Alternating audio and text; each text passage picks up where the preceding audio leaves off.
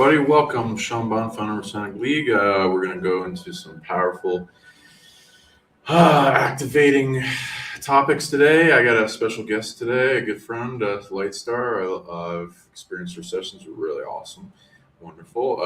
Lightstar, can you tell the audience a little bit about yourself as they start to come in? And Yeah. Well, welcome. Hello, everyone. Really happy. Thank you for being here. Thank you for inviting me on. I really appreciate this.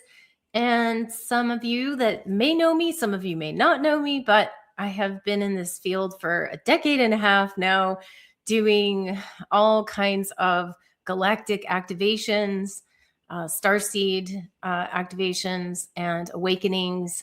I call myself now a frequency architect. I used to probably call myself when I started out as more of a visionary artist, which I am, and I am still that visionary artist. I create sound frequencies and music. I also have, array of artwork that I've created over many years of time.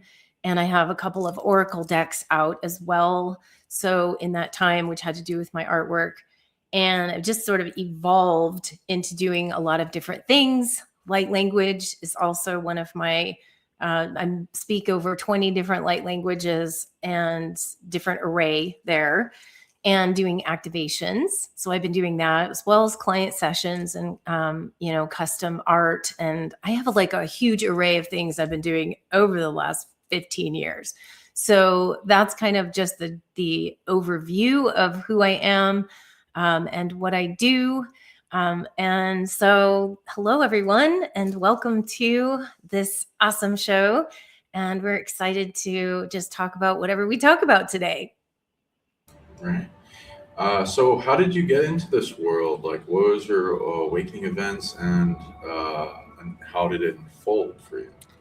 Well, I've been speaking light language since I was probably about 9 years old, but I did not know what it was at all. I just know that I was starting to speak this weird language, and I always thought it was kind of bizarre. So I hid it away, stuffed it away, and didn't really think much of it. But around the time I worked in corporate like a lot and in my past. And so I was in corporate environment working in engineering. I'm not an engineer, but I was working in a forensic engineering company as well as a disaster restoration company in Colorado for many years. And these are areas that I worked in marketing. And so I came from like this sort of very corporate-y type of background. And yet I felt like towards the end of that, around the time of 2019, I think it was right before the market crashed around that time, or 2009, I'm sorry. It was, 2009, I believe. That is when that market crashed. And they let everyone go. And I was kind of like the last person that was hanging on there. That then eventually they also, because they were doing massive layoffs. And at that time, I had been getting about a year prior to that. I knew that I was getting information energetically, intuitively, that I needed to start doing my work, like whatever my work was. So in that time period, I actually, after I lost my job, that's the one that propelled it, and forward into this, like, what do I do now? And I went on this journey for about a year where I left Colorado and thought I was going to go back to California for a bit, but ended up in a really haphazard way in Sedona. And I really meant to just stay here 6 months, but ended up being here now over 15 years. So when I got here, though, is when a lot of my gifts started to come online. Finally, my intuitive abilities started to amplify.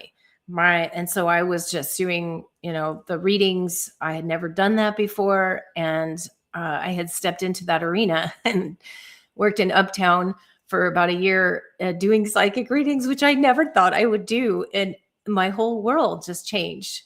And the artwork started to unfold. Everything really started to come out. My light languages started to come out one after the other here in Sedona.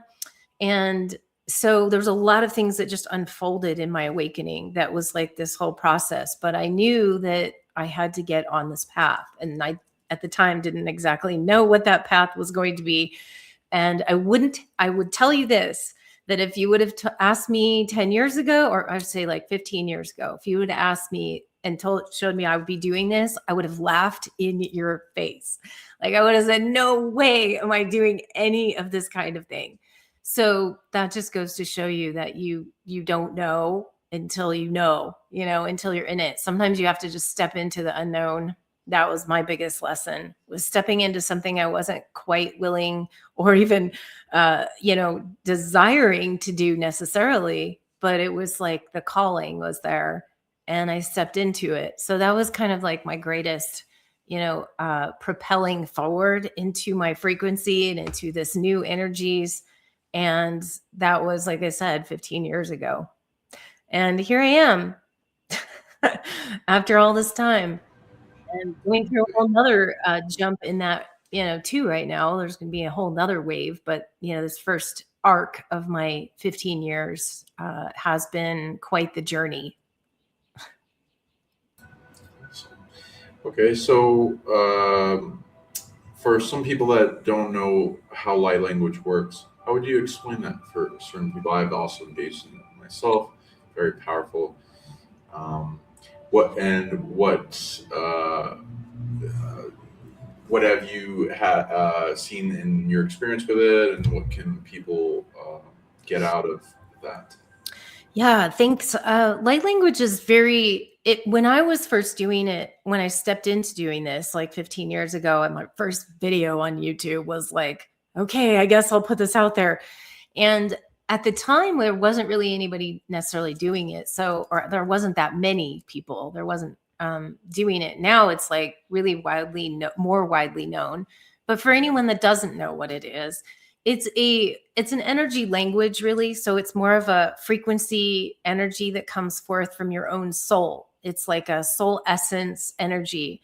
And some people, everyone, in my view, everyone has what I call a mother tongue that they do speak. It's an energy language that is like your language, right, to God. If you want to, God, source, creator, whatever you choose to use for that term.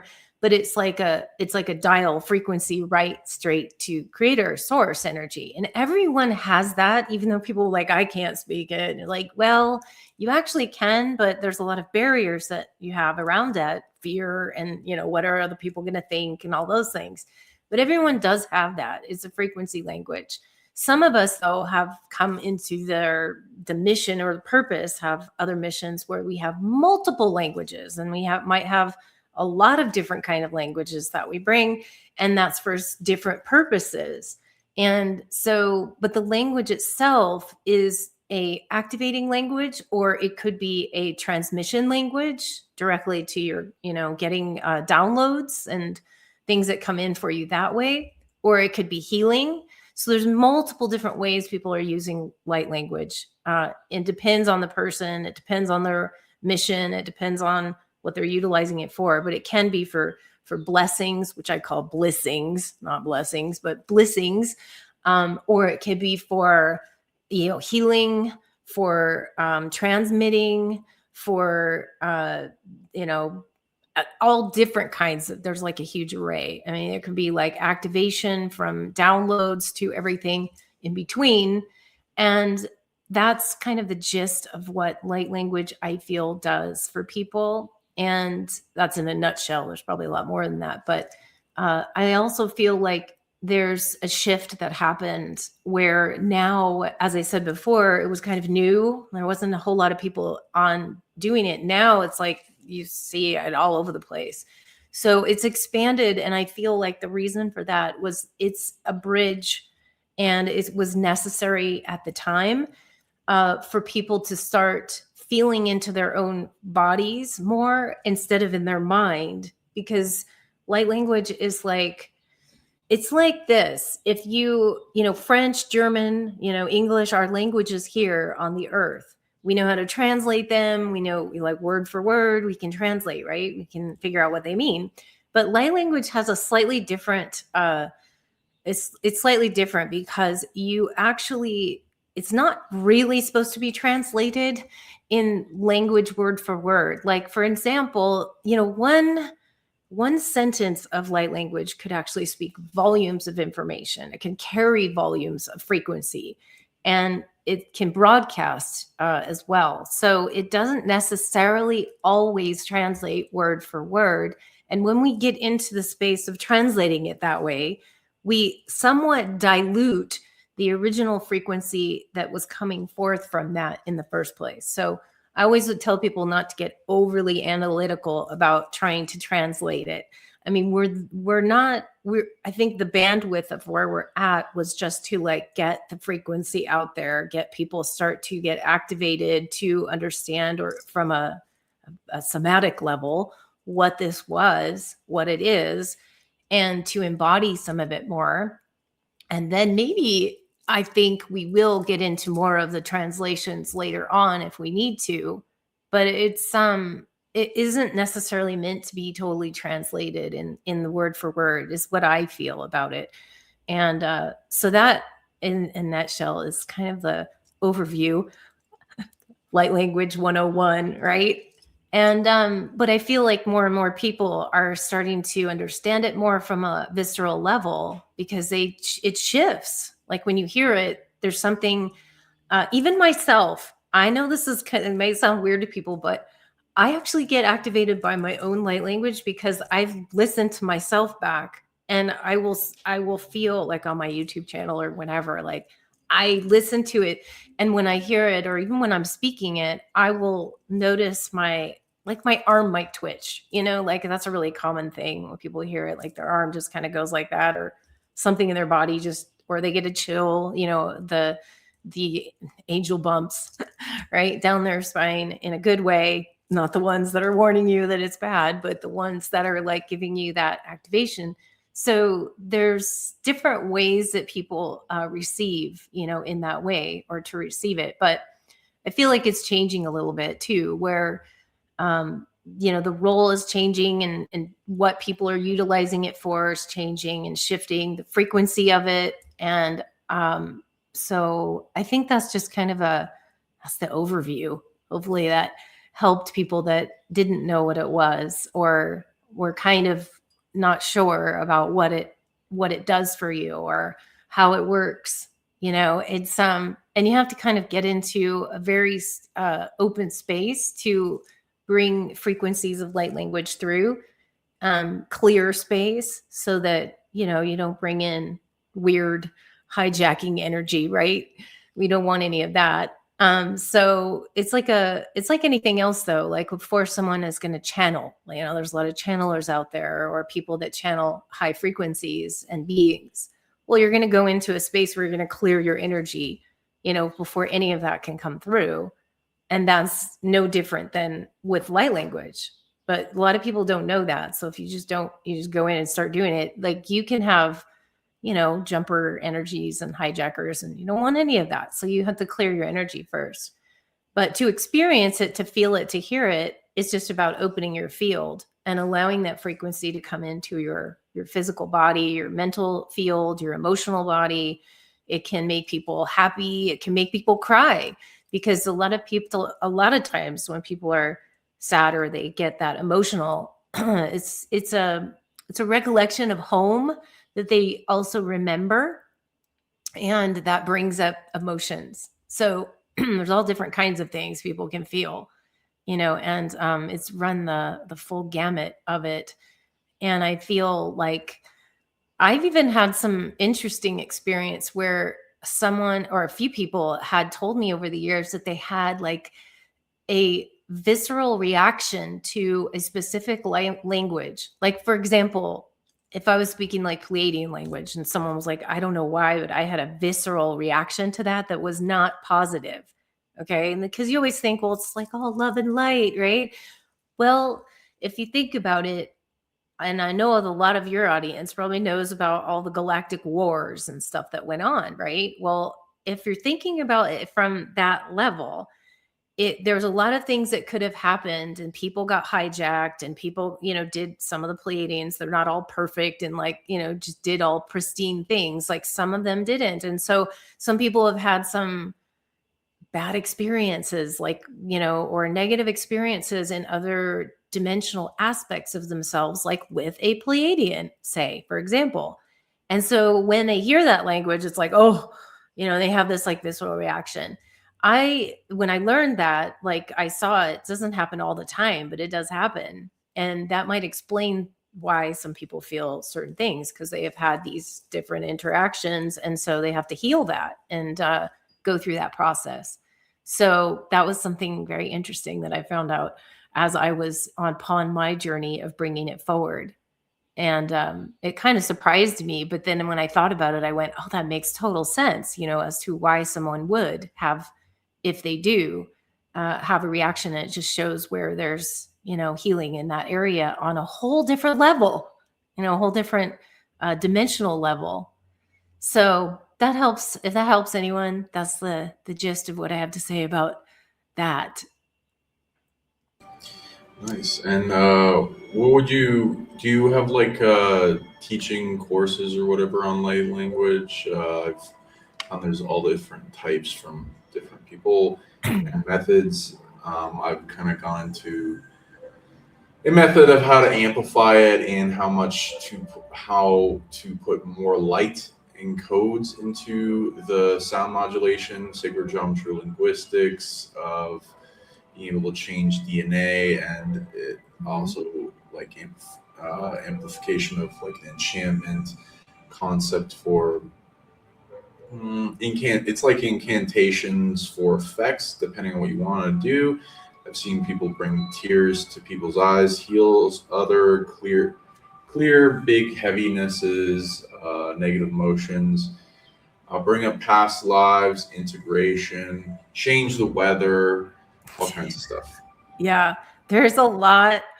I have a whole YouTube channel that has like, I don't know, over 100 videos just on free. They're all free as far as that goes, for doing activations, light language, for different purposes.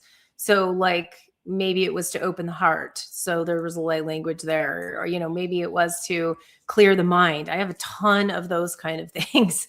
And I also would say, though, that I have also DNA activations shifting, especially of like a series that I did for like the Lion's Gate, certain thing where I did a series of them. And so I've done a lot of different types of activations depending on what I'm bringing forth. It's not always galactic. Sometimes I have Elven, I speak Elven. So I have the Elven and the nature world kind of fairy Elven that I speak. And that activates the joy codes, the happiness, also emotions, back to nature, mother energies. Then I have, the more kind of like stronger ones like dragon and Syrian or Orion or something like that, where it's like more on the druidic wizardry, kind of spectrum. And then, like I said, the DNA activations for depending on what it is, or versus like the softer, kind of thing. And in my sessions, like I have a session where I do my Starseed alignment sessions is my main one. But in phase 2 and 3 is where I do like full light language activation clearing in phase 2 for someone, and then an upgrade for someone else in the third one. So like the second phase is like just clearing. So I just go through someone's whole chakra system, and each chakra is aligned with a certain light language that will come forth. Sometimes it's different for depending on the chakra that I'm working with, but it kind of tends to clear some of the static out of the way, clear some of the residual stuff that people are like. I describe it as when I'm speaking light language to do that kind of work. For me, I liken it to if like you see a crystal, right, inside of a geode. And if you see the crystal, well, you can't see the crystal yet, right? But the crystal's inside of the geode. Well, when I'm speaking light language, what I describe it as, it's like this geode now is like I'm speaking the light language, and it's kind of crumbling all of the geode so that it kind of breaks apart so that you can get to the inner crystal, that, that inner spark. And so the light language will tend to just kind of have a lot of this other stuff fall away so that you can get to what you're getting to. I like to use that example for people because it's a good visual too, because when you're speaking different languages, some people's minds tend to like want to try to analyze it or try to decipher what it means, and then you get in your head and then you're not in there. So it's like bring that back so that you know what it's actually doing. So I have there's all different kinds of ways to utilize it. And I guess my overlighting I would say purpose for how I've been using light, or speaking light language, is really as a stabilizer for people. It's like stabilizing harmonics back into unity and back into your original coherence. And that is kind of one of the roles that I have on the planet here, is to hold the stability for that coherence for people, and for them to realign their signal so that the signal is clear. And that's just one way that I do, is through light language. But I feel like the signal itself right now is where we need to focus for a lot of people. And, this might veer into a different, area here, but that signal right now that everyone is projecting or broadcasting or transmitting, whatever it is, whether you're a healer or whether you're a scientist, like whatever you are signaling right now is extremely important for that signal to be as clear and as coherent as possible. And why is it? It's always important, right? Ever since we've been on this planet and every other place we go interdimensionally. But the reason why it's so important right now is because we have more of this 3D static that is just pervasive right now. A lot of it came online when we had the influx of the streaming platforms, where we're all on our phones, like scrolling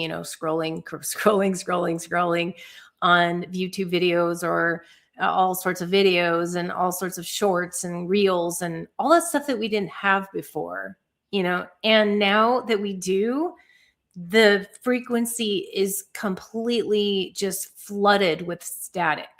And some of it's good. I'm not saying it's all bad, but we have to like not only have our own signal really super clear, but then be able to decipher what other signals are distortion signals or veering off from your own coherence.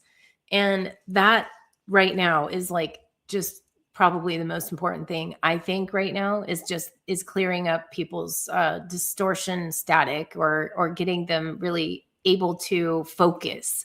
There's distraction energies all over the place, like, oh, look at the pretty butterfly, and it's like, or look at the 10 million reels that went like in 5 seconds, just so fast. And then where did that take you? It just completely took you out of yourself, into a whole other, where there's a lot of feeding energy, right? I call it, okay, why do you think they call it the feed? I mean, think about that. Like, it's like so basic, like the word the feed.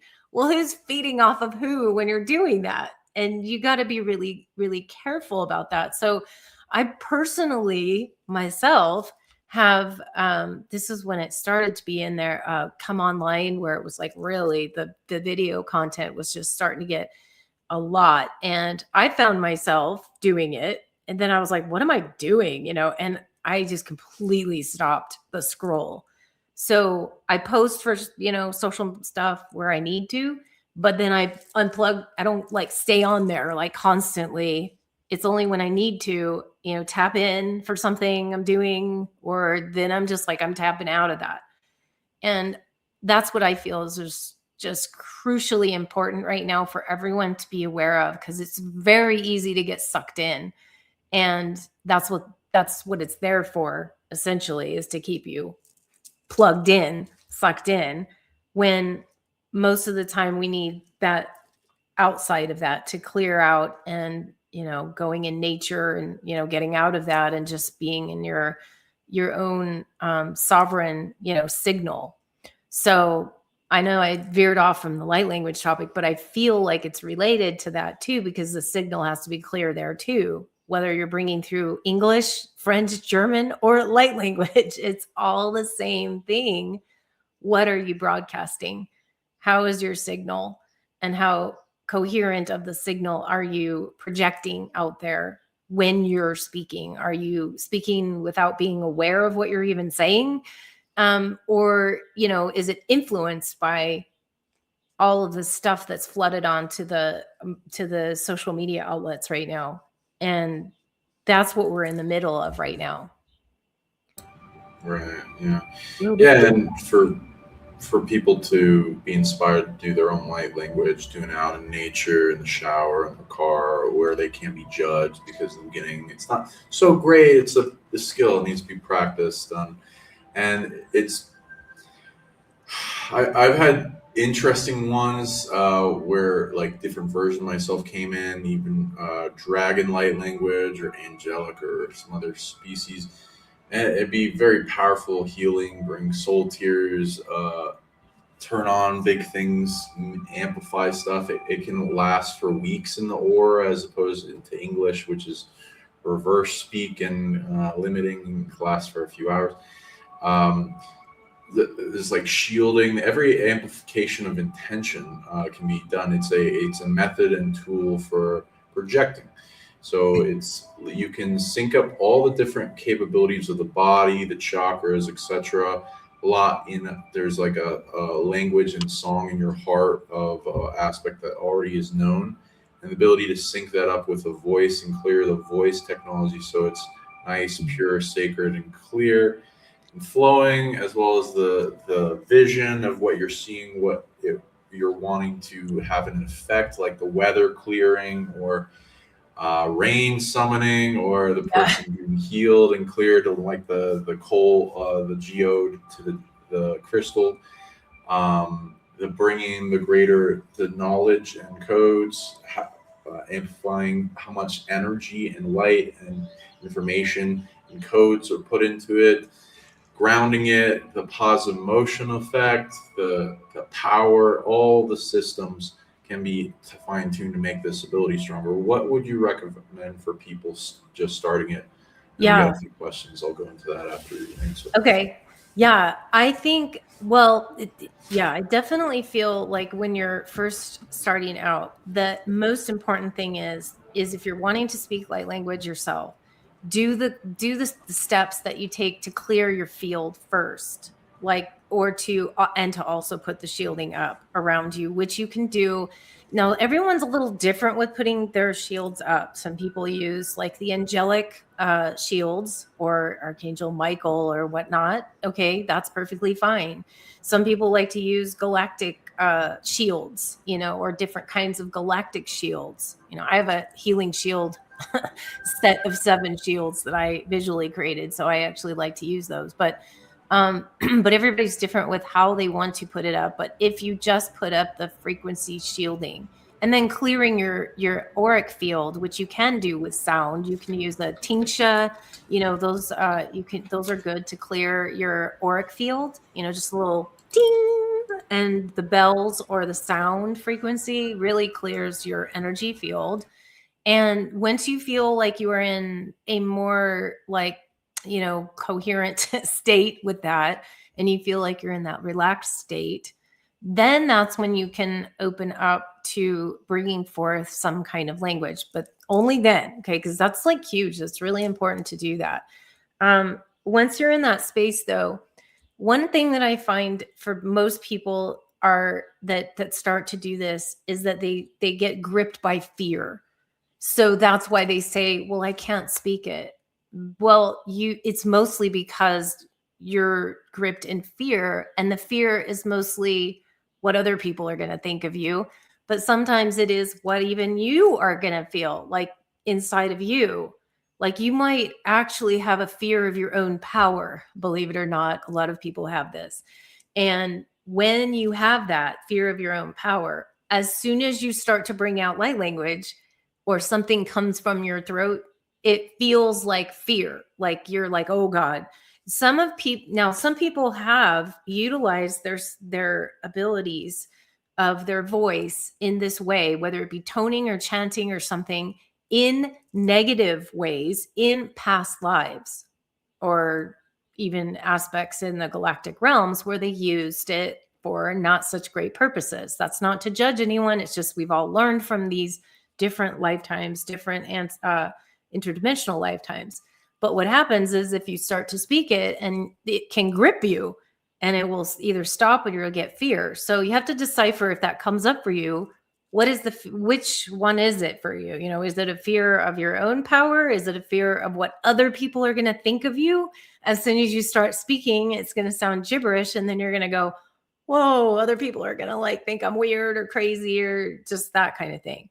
So you have to kind of get past those things. But that's kind of what I've noticed, is that will come up a lot for people in the beginning. And if it does, you have to address that, because you won't be able to move forward without addressing it, or at least being aware of what is happening in your field and why you're feeling that way. And then clearing the distortion layers around that. But those are some of the things to step into in speaking. And then mainly it's about allowing your voice, your original voice. And a lot of times people can do this by just like tuning into the creator, to God, source, light, whatever you want to create, to tune into that. As soon as you tune into that frequency, then you start speaking and let your voice come to speak. Sometimes it's really helpful also in the beginning for people that are not used to doing this. And I did this myself. This is how I kind of trained my voice in a way. It wasn't because I'm going to become a singer or anything, because I had no interest in doing that. But what I did was I took crystal bowls, a lot of different kinds of crystal bowls, and I would just play with them. And then as the crystal bowl was, making its sound, I would tone along with that crystal bowl. And I would literally do it so that it opened up my throat. It really it opens up your throat chakra in that way that you can do it in your own home. I know it'll reverberate, so some people will hear you, but that's okay, because that's also getting over that fear of being heard. But if you do that, you tone with it, it also helps you to align with voice activation. And so that really helped me a lot, because I did that for quite a bit. And then it's easier for you to speak light languages or tone different light languages, which can be in tonal way as well. And those actually really help to allow the frequencies to come online. And the more you do it, just like anything, the more you do it, the more it comes out naturally. And then the more you get over that fear, it's like the saying, kind of feel the fear and do it anyway. It's kind of that. And I have a couple acronyms I like to share with people when they have fear. Fear is like, when that acronym that we all know of, it's false evidence appearing real, right? Well, in my view, it feels real, right? It feels real when you're gripped with fear. It's like we don't want to discount it and say, oh, it's false evidence, it's not real. Well, you can do two things when you're experiencing that. And the two ways, which is also two different acronyms, okay? You can either fear everything and run, or I should say the other one is forget everything and run. Okay, that's one way you could address fear. The other one is face everything and rise, other acronym. So let's choose the latter, right? The face everything and rise. And that is how we get past our, fears of not being able to speak it, or what it's going to sound like, or my own fear of what I did, and sometimes when that comes up, the fear of like what you did in a previous life, that you may have like cast out spells, to people. And so you have this thing with your voice, you don't want to do that again.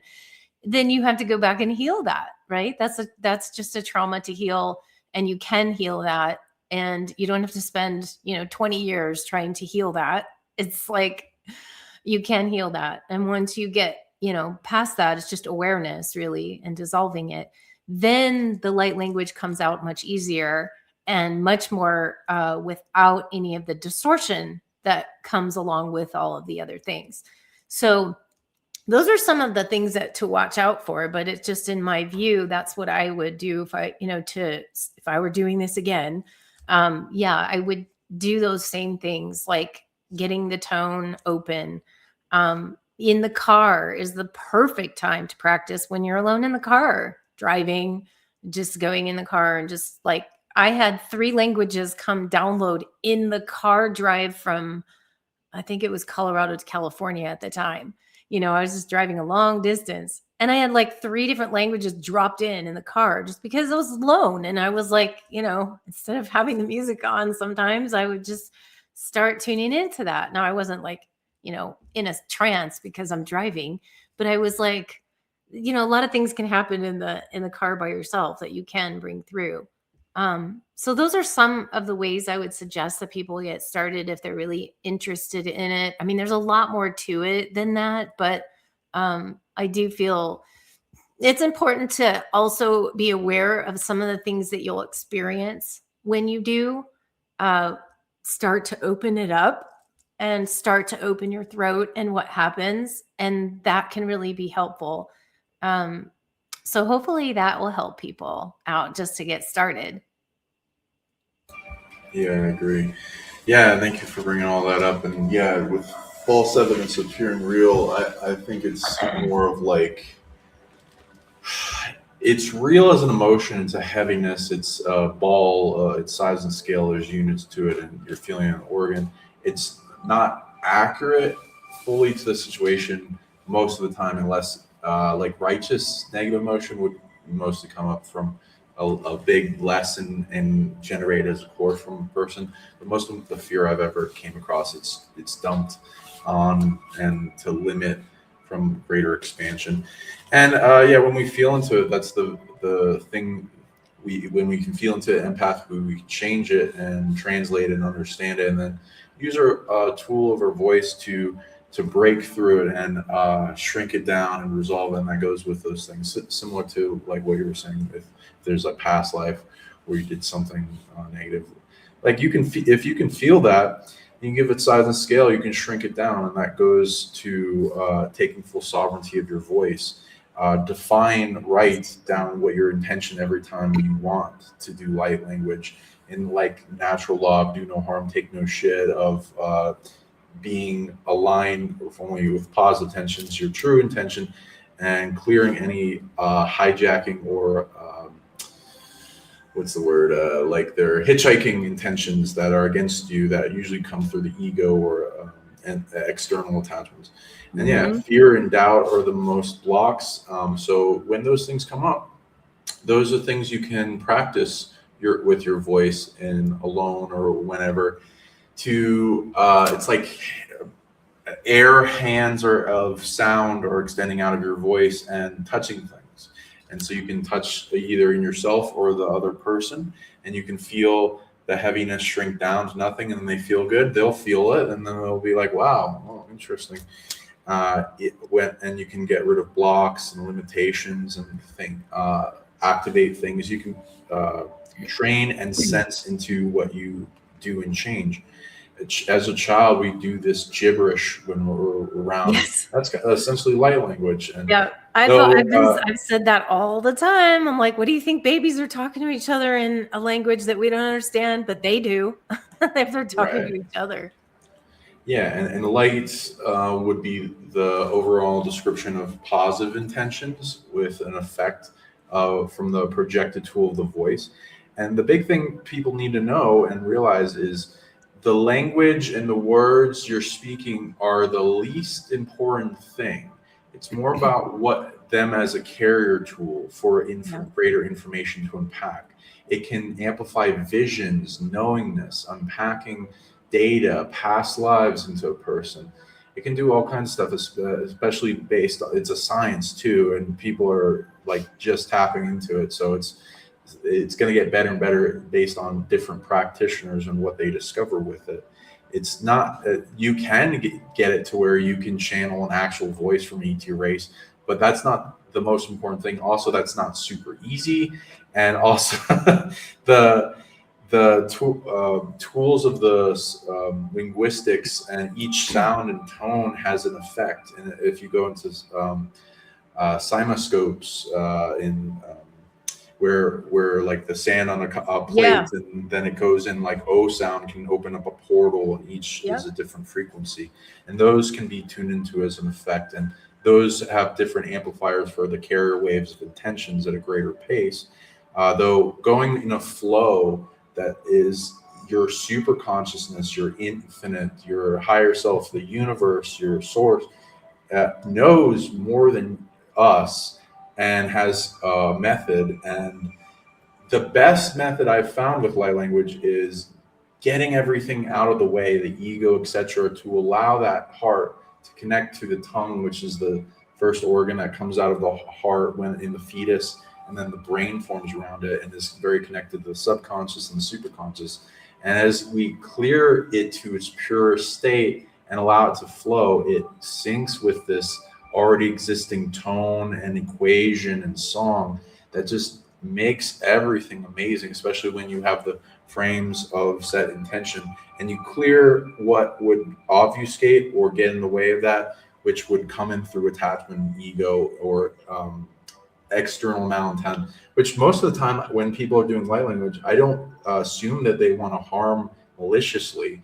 If they're like somehow dealing with something and that messes with it, yeah, that can happen, but I don't take it out on them being an intention, unless they are like secretly a dark sorcerer or something. But don't find that often. So then that goes in the topic of, let's say, haunted language, which it could be like negative spiritual attachment instead of sacred, which would be positive. And then I've also tuned into this concept dark language, which I separate from evil. Evil gets in the way of shit, monkey wrench. It's not beneficial.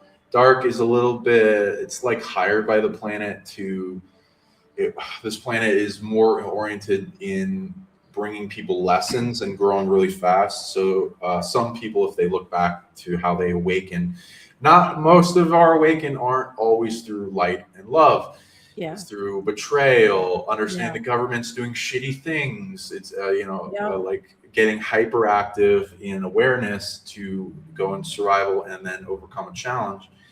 But like dark what I'm saying is, like, I found it's abilities that go into offense, defense, boundaries, exorcism, holding back evil, maybe even destruction. Though that most people aren't doing that. I don't even recommend doing that with other people unless you're trying to get rid of something worse. So that's why we mostly focus on light language. Overcoming heaviness. So you can feel heavinesses with your voice. You can feel it with your voice as it touches and interacts with people. It changes their life. And sometimes somebody said that was profound. You'll probably think of things that are like, wow, that changed my life. That is like a thread that like extended out to you when you heard it, that changed your life. That can be very impactful. So that's a very strong light language, even if it's in English. And so there are things in information that we can put in many different layers and equations to make this even greater. Tools of the voice. There's every type of hand, every type of ability that you can think of can be built off of the voice. Tones, you've went into that. That's beautiful. Especially it's like an instrument. You're tuning your instrument and making it better. And there are certain heavinesses and wounds or things that go up in our growth and a maturity that are stuck in, like, as you go down the range of your tone, some are like a little cracky and those are the things we need to heal that represent a deeper part of ourselves. And then as we give them attention and love into the toning, it gets better and it becomes like a much better tone and instrument. there's all this going on about. If you wanted to comment on that real quick, and then Yeah, I think I've noticed that when someone's is doing a tone or something like that, like if frequency, it's like when you're speaking light language, I don't know if anyone else has noticed this, but when I know when I'm speaking it, and if I'm speaking it in front of like 5 people, let's just as an example, well, when I'm speaking the frequency and the tone and the light language to, bringing that forth, and then if afterwards I can say to those 5 people, what did you experience? They will say something different. Each one of them generally might have a totally different take on it. Like they might have somebody received actual words that downloaded to them that they got. Some people felt like there was an opening or awakening in their heart, or some people feel like there was a twitch or something in the back of their neck, or like everyone's going to have something different. So what I feel is important to know about speaking these light languages is that that's why it's not always just translatable to like French, German, English, Spanish, whatever. It's not always the same for everyone. Whereas like those languages are kind of the same for, hola means hello. It's like there's a direct translation. But for the light languages, it's a bit different unless you are bringing forth a specific light language, which would be like a galactic language or something, from a being. That is a little different. But ultimately, for me, it always goes back to also the broadcast and the broadcaster, like what the transmit and the transmitter, what is being transmitted, and at what level is it being transmitted so that it is the purest that it can be. And that is why I suggest, to make sure that your whole entire energetic field, your frequency is clear, and that you are in a high vibrational state when you're doing that. Now you can bring in anger and all those other lower dimensional frequencies into light language if you so wish, which we don't want you to do that, but you can. It's definitely possible, and it definitely happens. And I mean, I think that some of the and some of the darker languages too. I don't know if you guys have ever watched movies, like they'll be in some dark character, some evil character or whatever on screen, and they'll be speaking in a language that sounds like light language because we don't really know. It's might be an alien race or something. And sometimes it like comes across like literally at you in the screen, and my beloved bear and I like to do it a lot, where if we feel that it's coming at us and it's not a positive thing, influentially, we do our own light language by drawing the square around it and then just kind of like putting it back, and then we speak the language of our light languages for whoever us is different, and then kind of project that back so it does not dissipate into the room, because you have to realize that some of these the powers that shouldn't be, that don't want to have the higher frequencies on the planet, they'll do whatever they can to get it into your home, to your frequency. And the television is literally one way that they do that. They do it with advertising, they do it with movies. So you got to watch out. And a lot of you, the guys that watch vampire stuff, which is fine if you like that, but just be careful, because all that those evil like movies and just the, I don't know, satanic stuff that's out there, like a lot of people like watching that stuff, or haunted scary movies, things that will purposely activate the adrenaline rush and the fear factor, because that's what it's meant to do. And sometimes they will do it through what you're calling the dark light language, where it's all in the guise of like a movie, but the energy and the frequency is not just the movie, it's actually coming through the screen. So we want to be careful of all those things. These are all things to watch out for as well. But the frequency in the broadcast is like the most important thing, and that feels like it can go in many different directions. And it's up to, I've always been really adamant about being clear, be a clear channel, no matter what you do, whether it's light language, whether it's, channeling a being from another planet, another angelic dimension, to galactic dimensions, whatever it is, or whatever you're transmitting. Like, just try to be clear, as much as you possibly can, or clear that out, and then come from your heart, right? That's like, don't come from like this mind space. This mind space is great for like, solving math problems. Yes, we need it for that. We need it for those certain problem solving, and it's important for that. But we need to translate a little better. I just put out, there's a video on my channel that's called the Heart Mind Dyslexia, because that's where we get tripped up with this whole heart mind, and then how do we like function from that place.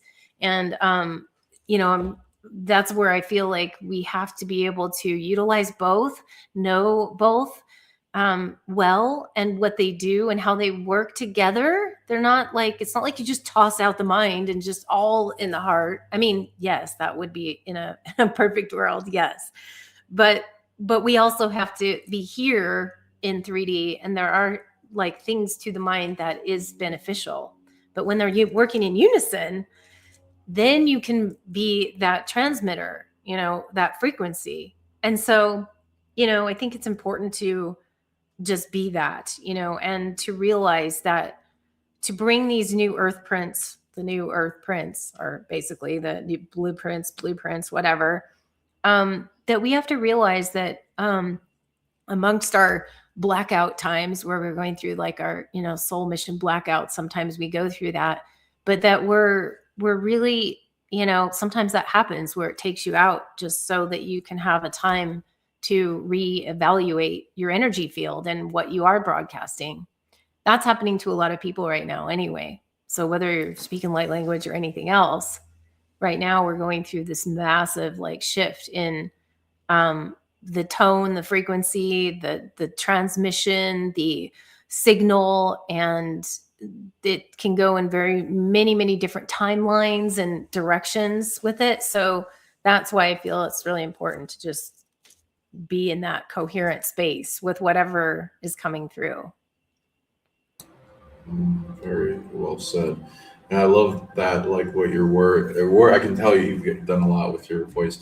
More information, keys, and pack as I listen to you. So Yeah. yeah, like syncing the two brains. What came to my mind was like what holds the two brain hemispheres from connecting, and then that connecting to the emotional body and with the heart.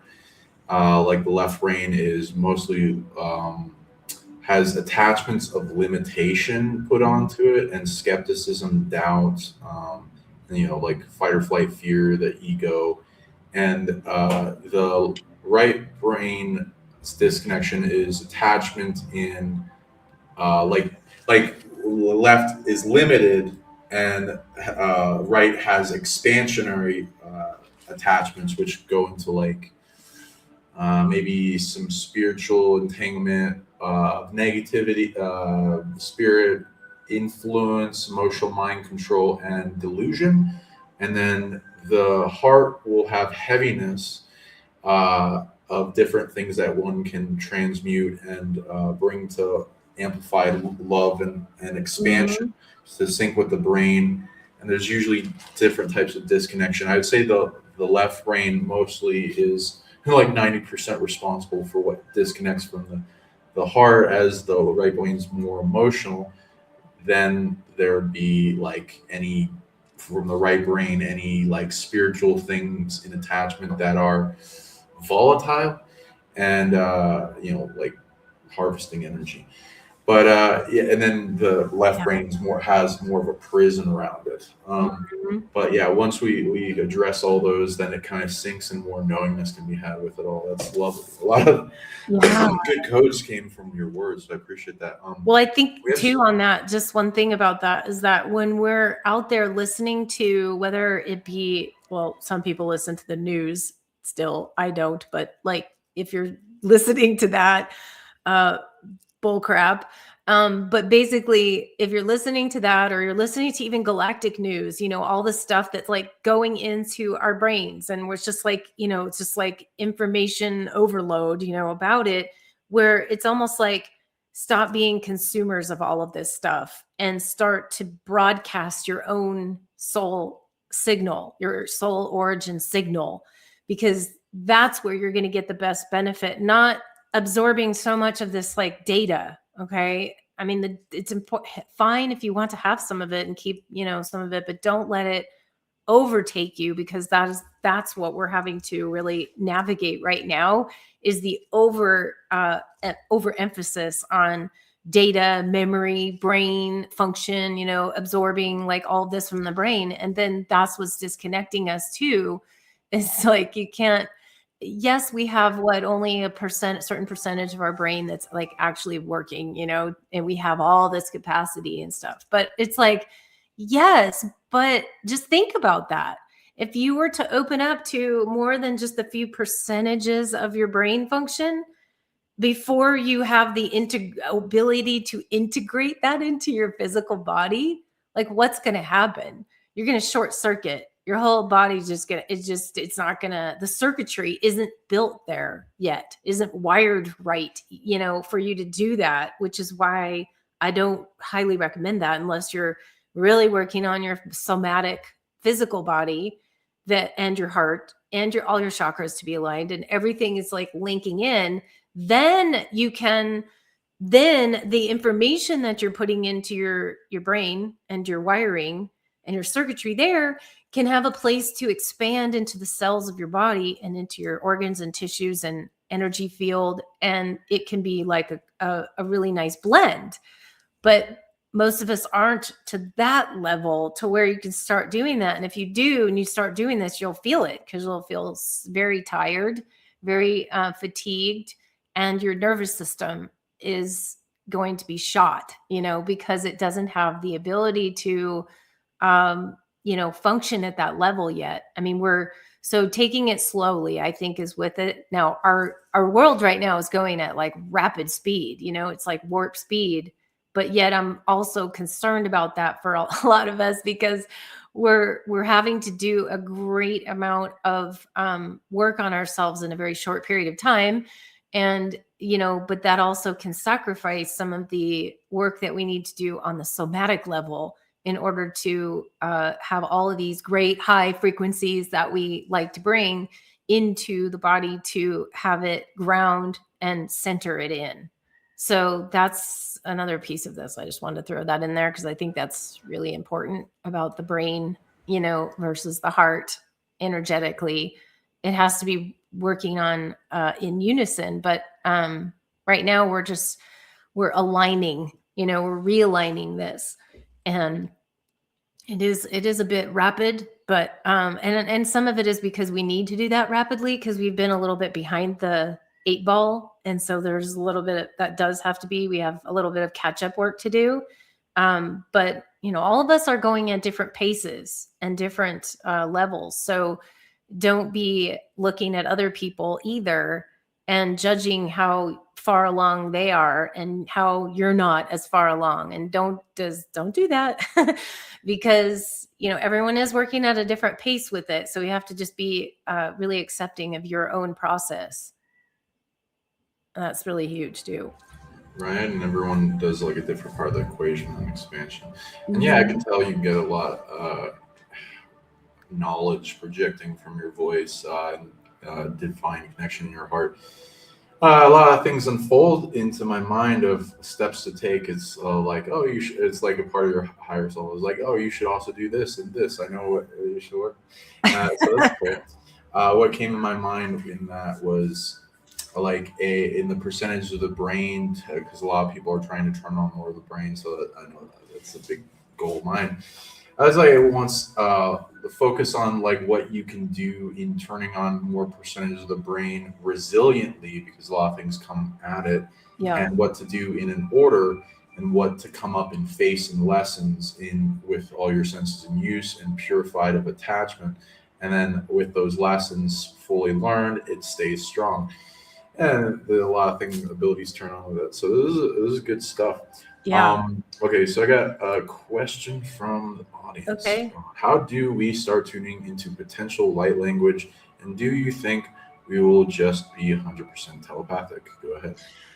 Yeah, that's a great point. I would say, and I will tell you this, that like when I bring through fairy language, for example, when I first was bringing that through, they were telling me that they were basically telepathic. So I was like, well, how can I hear a language, light language, and speak it if it's just telepathic? And so a lot of this is telepathic. A lot of the galactic civilizations, most of them basically are already all telepathic.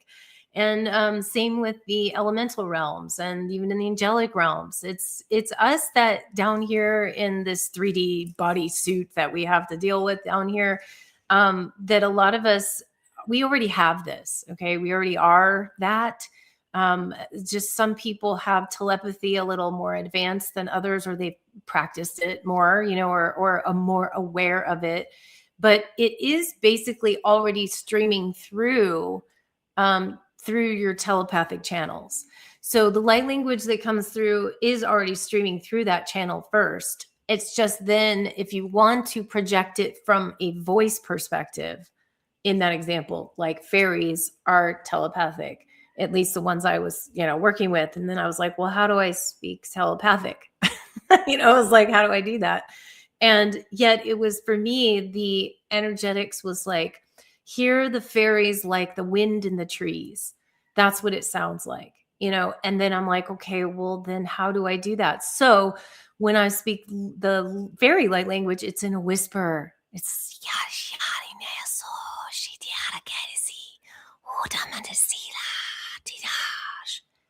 like that. Okay. It's whisper in the trees. That is stemming from telepathy to whisper to actual voice. So in that example, I'm just giving you an example of this in your question.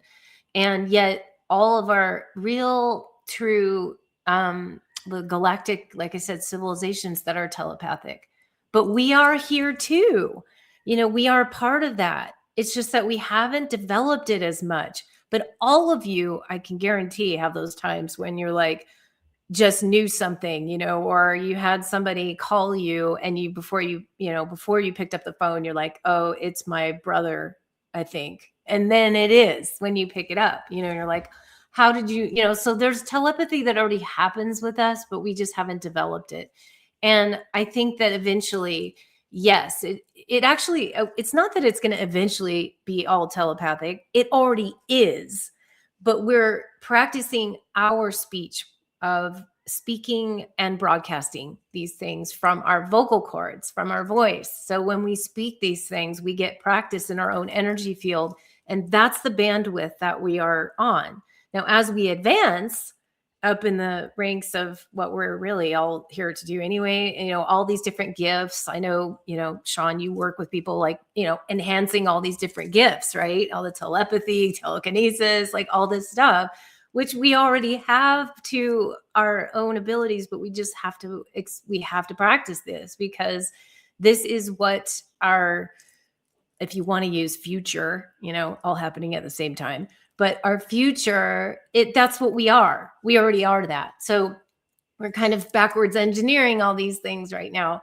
And that's the same with light language. It's like it already is really basically telepathic, but then we're voicing it just so we can activate, through communication on this planet here. And it's a way to activate. And, yes, I think eventually we will get to that level of going backwards. So it's almost like we'll go full circle, go backwards, because the energies is already there in the upper dimensions. The sound frequencies are already there. The symbols and codes of geometry and sacred geometry is already there in the upper dimensions. Then it kind of has to move its way down so that here in the 3D, we can actually have the shape, the color, the sound, the vibration, the tone, and express that here. And that's really what it is in my view. It's like we're bringing all of that here into the physical. And that is what we're doing with it. But ultimately, yes, the telepathy part of it is already there. It's already synchronized and are already working, even if we're not aware of it. Thank you for that question. That's a really good one. Yeah, and I would also put on that you're really good at like your voice amplifying to reach into the person's mind and thought form to their unpacking of a knowingness, which is a really good form of trained Yeah, telepathy. I think one of the things I was here for is to bring, well, in some ways, to bring the complex ideas into simple ways for people to understand, because a lot of these things can be really complex, right? And it can be hard to figure out what does that mean for people here practically, you know? And so I tried to bring it in a way that can be understandable in bite size. So that's why I don't use like big giant language, you know, eloquent languages that are like, there's a lot of people that do, and I think that's great. But I think I'm more of like trying to bring it down into bite sized simple ways for people to understand it, and that seems to be more of my role as the bridge, you know, rather than the, I mean, I can be very like advanced and all that, but yet here I'm more helping people to you know understand it in the first place, to digest it all. So I try to do that, you know, with words, but there's a lot that goes on behind the words too, you know, energetically. So thank you for noticing that. Yeah. Yeah, absolutely. And yeah, there's all these components to telepathy and potential light language is you want to like sink into. It's easier. Like there's some languages are calling with a version of ourself in our heart kind of thing, past life bleeding over. And but with telepathy, I teach telepathy so people can reach me for a Mhm. consultation in that. It's mostly easier with higher dimensional beings that can hold more of the weight.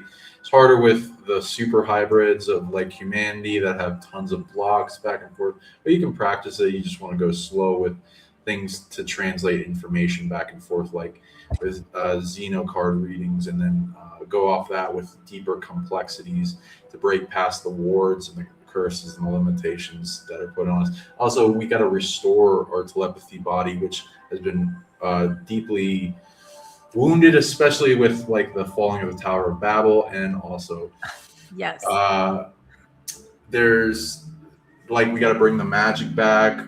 Earth has kind of been in a coma, and then we're healing her back up. So there's all this stuff we got to take care of. Yes. Now, for another question, and what do you feel about those that do light language and translate Uh, as they go? yeah. Well, I think, as I said before, I think I may have mentioned this, but if I didn't, when I first started to do light language early on, when I was bringing it forth, there was a lot of translation that was coming through. Actually, I was doing some translation. But when I was downloaded from my higher guides at the time, where they were really telling me maybe not to do the translation anymore for a while. And I was like, well, why? Because, you know, people want to know what it means and that kind of thing. And they said to me that the reason why is that at the time you know, there's like a bridge that wanted to be more so that people would feel the energy of it first, so that you would be able to feel and sense into your somatic body, your energetic body, what was coming through. And it was almost like practicing for us, like to get into that versus just translating it right away, so that people would have the more of a visceral experience from it, and to really get that like more anchored into their body, into their physical form. And so I stopped doing the translation because of that. And there was a couple of things though that did still come in as translatable, which but I would mainly translate like the overall of what I'm experiencing or what is coming through, instead of the actual word for word translation. So I don't feel like it's bad that someone's doing, because it might be their purpose, might be to translate. So I don't take away from anybody else that's doing it like that. It's fine if they want to do that. I just personally have noticed that if you translate it, it dilutes a little bit from the original energy frequency that wanted to come forth for that person initially, so that they could get it for themselves on what they were feeling, rather than what the meaning of what just came through was. Because then it got into the mind and they just stuck up here, and then they didn't really anchor it into their body. It's like the difference, I mean, if you opened up and got energy coming in straight from God, right? Source energy, are you going to stop and go, oh, what was that you just said? Like, what was the sentence that you just said? You're going to be like, just what are you feeling? Like, just feel it, get it into your body. Then you can go back and translate it later. So that's just my own, feeling about it. But however, I do feel there's going to be a time when we are all ready as a collective to go back to some of the translations and more of that in my own experience. But if someone is doing it, I have no bad things to say about anyone doing it. Just go into your own self. If they do translate it, go into your own energy field to feel if it's true for you. That's all. Just because someone says that's what they meant by that doesn't, it might or might not resonate with you. So you just have to go into your internal guidance and see if that actually resonates. So that's what I would say. Thank you for that. Yeah, I agree. It's less important to anchor to that because it's like a bit of a distraction from the receiving of greater information and downloads. I do think eventually there will be something with that once we're better at remembering and like photographic memory and being able to translate tone in a new language and have it be very accurate. And there are some ancient, very high level magical tone languages, such as source ones, elemental, dragon, angelics, that we'll need to make or revive the language because they have deep ability to affect our reality and make things happen. And the combinations of certain tones and things in the moments of light language that have deep, profound effect over a person are things to keep note of, to then something that we can record, and as this has a big effect, let's analyze it more. And I kind of can also translate. I don't really translate the tones. It's more of the information brought in as the carrier wave more so. Yeah, and if you can, I'm sure you've noticed this too, but I know, like, I work in symbols a lot and codes and symbols. I'm, obviously I have artwork and I draw, the codes, and I'm bringing those in too. So if someone, like, those can be translatable too. Those different symbols or codes or sacred geometries that come in different shapes or ways that if I look at it, I can actually get, what that actually means. I've had people over the years, don't do this, but I know a lot of people when I was first starting out would send me their symbols and go, what does this mean? What does this mean? What does this mean? And I got overloaded with everybody's stuff. So, but I am able to do that. They just, like I said, it's like, it was more important for everybody to, I think for a time anyway, to really tune into that themselves rather than being told what it means and told that this is what is coming through. If it does, great, and it resonates, great, but you have to go into your own feelings on that. There was one Orion phrase that I do know that they always translated it for me as something that it actually meant, but I don't at the moment. I feel like it's coming, like for me to come back to that perhaps, but at the moment I'm not still, but to come back to doing like more translation. But I still feel like, because we've had a good, 10 years now of people just to integrate the languages and, really get that into their field more. So I think we're getting closer, which means we've actually come a long way. But I do agree with you. You said this earlier about the telepathy being damaged, or we have to heal our telepathy bodies, from a lot of stuff from our past too, before we can really like begin to almost trust it again. There's almost like this thing where we don't trust it. And but that's coming back, I think, too. Right.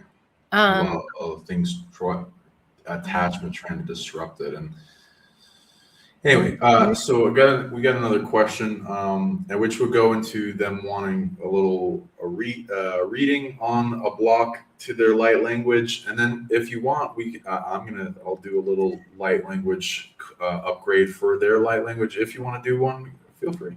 Yeah. So I feel that, okay, so the question is, is there a block for light language? Yeah, so if you want, we can just make a release of block light language for everyone in the audience. And then that would be a great idea, because some people might also have this question or feel like they're blocked, for their own light language, which, remember what I said earlier, a lot of times it is just a fear that kind of comes through where you're like not letting yourself bring that through. So I know for me, maybe I'll do that piece of it, as far as like the releasing any subconscious blockages that are not allowing you to bring through your light language, because you can, like some people say, oh, it's just maybe I'm not meant to do it because it's not coming forth. But I think, sometimes we're not aware of the things underneath the surface that are blocking us, which a lot of times can be that sort of residual dissolving of the fear behind it, of what anyone else is going to think, what you think, and that can be subconscious that you're not aware of. So maybe I'll kind of do that piece of it. And then, I don't know, Sean, do you want to do a piece after me? And so I'll do that first, and then you can do your piece of it. Okay.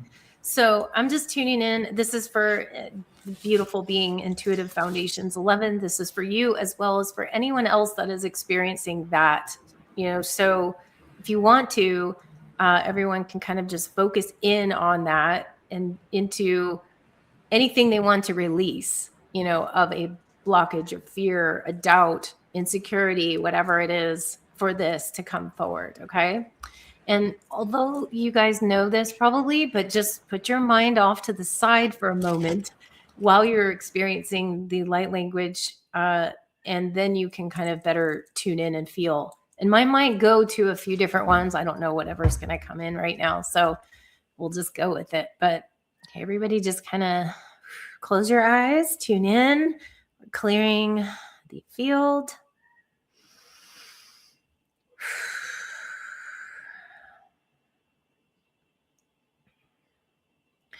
Bidashti eleknar ashtan akelet.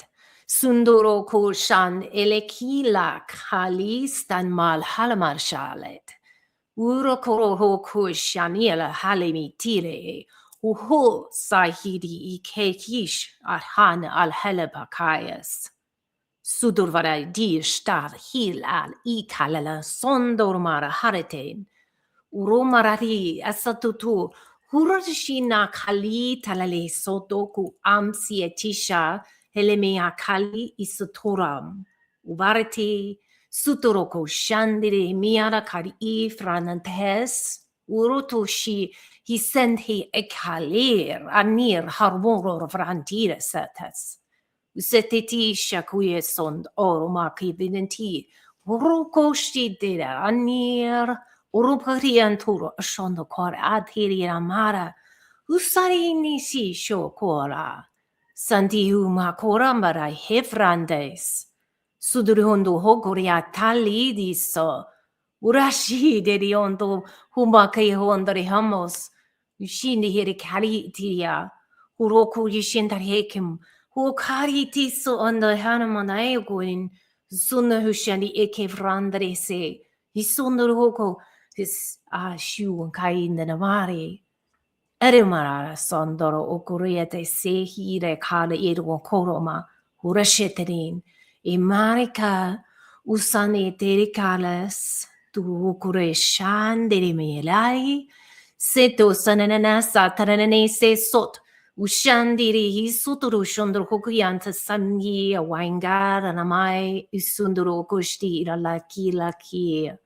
Unsariti shirakariandra hesundur mreakari. Isindiri shitereni tersunre koroshkot ongoroke. Unsai isotori koroshan hira tera sai tarea. Uromarite suzuro marajari viakari urandari sedi asandira. Romshandroku isondai. breathe that in for a minute, everyone. Just soak in that for a second.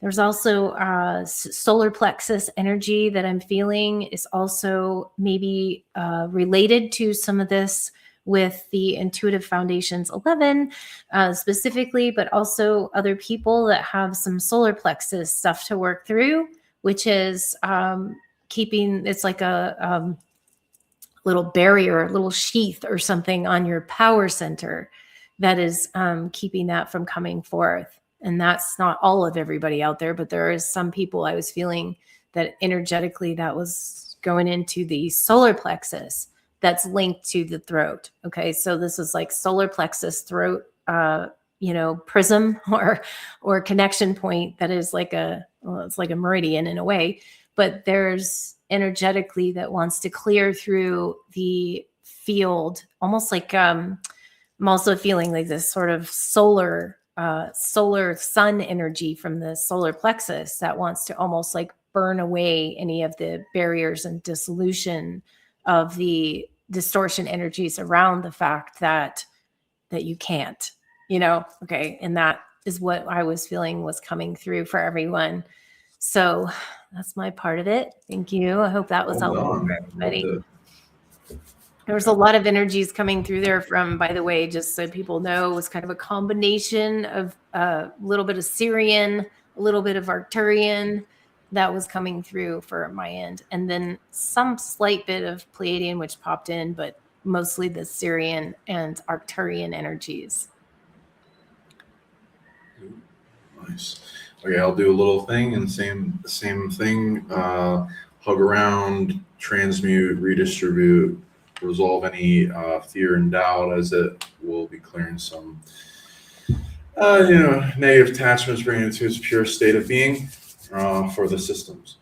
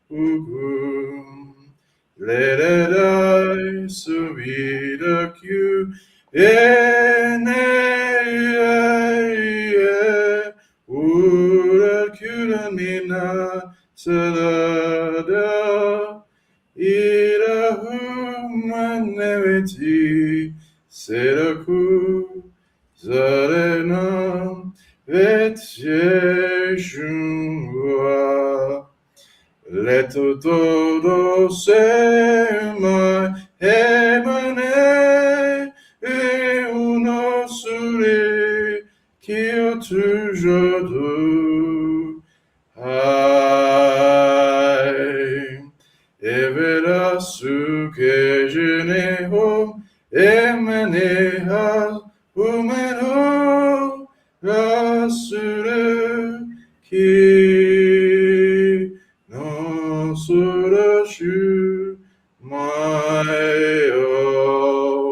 la de locura di amenoso e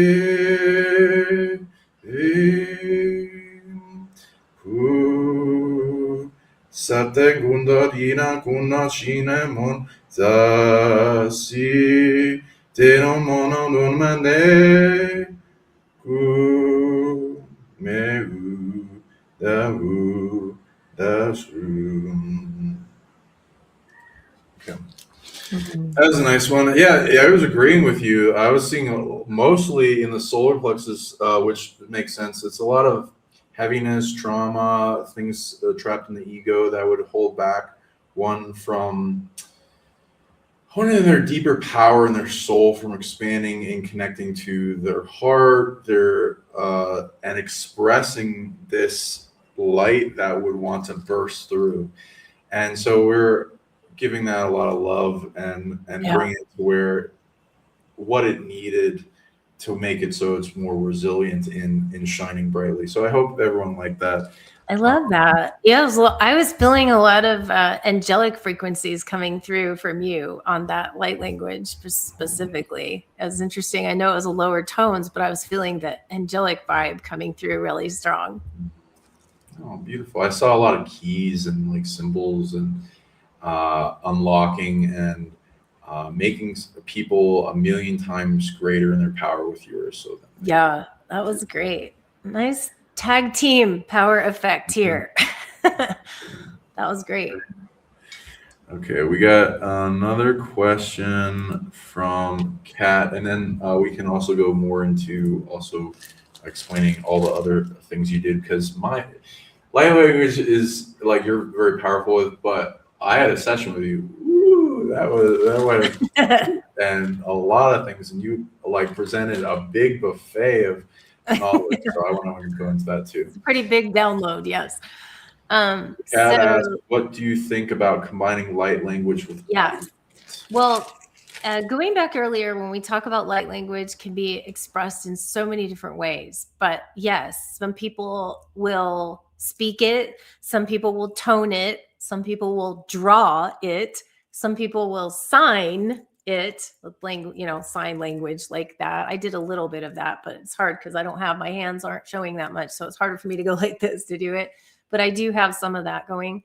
With the body movements and the hand movements. Some people get really into that, and that is in a form of in and of itself is a form of communication with light language, because all of these and more are ways that light language can express itself.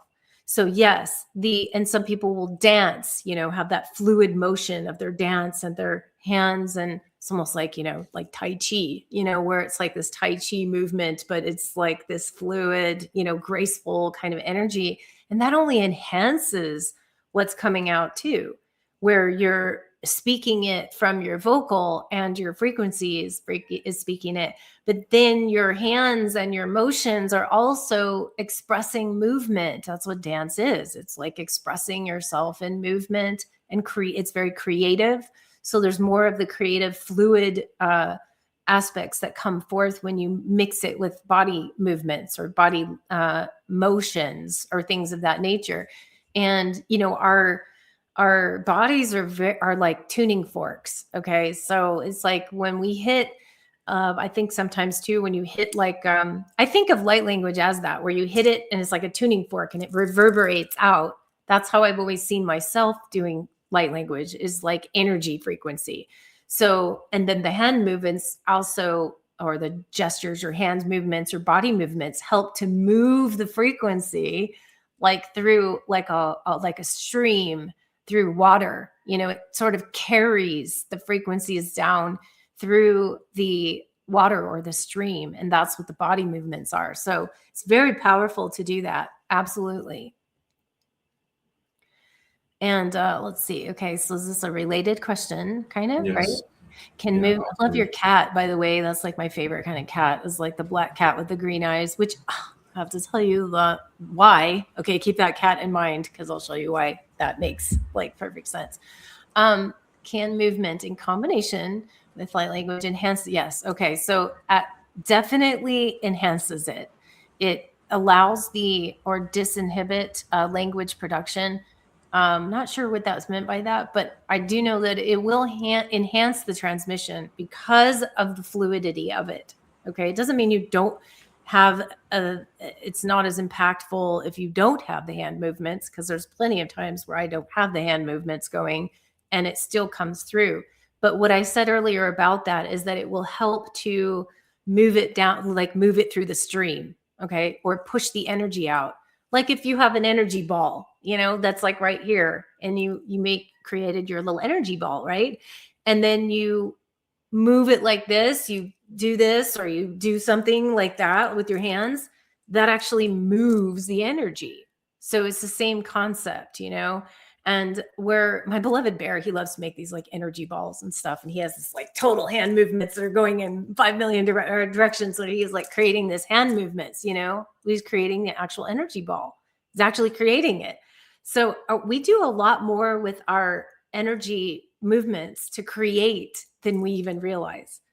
That it's real. These things are actually real, right? They just, okay, maybe you can't see it with your physical eyes, until you reattune your third eye, you know, or your inner eye, or your fourth eye for that matter, to be able to see that. So movement is extremely important, and it does help to move the energy, and it helps to direct the energy flow in the direction of where you want it to go.